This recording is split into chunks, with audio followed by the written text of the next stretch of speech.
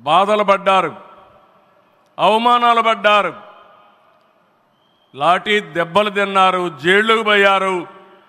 అయినా కూడా ఎక్కడ కూడా మీరు వెనకాడలేదు.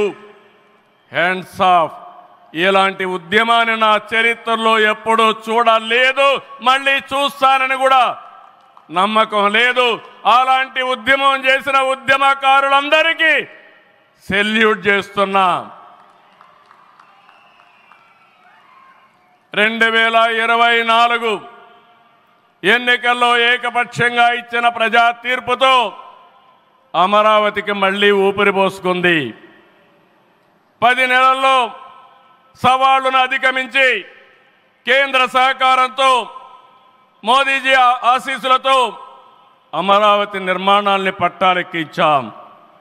ఈరోజు మళ్ళీ మేము అనుకున్నాం వర్షం వస్తుందని, కానీ మోడీ గారు వస్తున్నారంటే వర్షం కూడా రాకుండా దేవతలు మొత్తం ఆశీర్వదించారంటే అది ఈ యొక్క అమరావతి యొక్క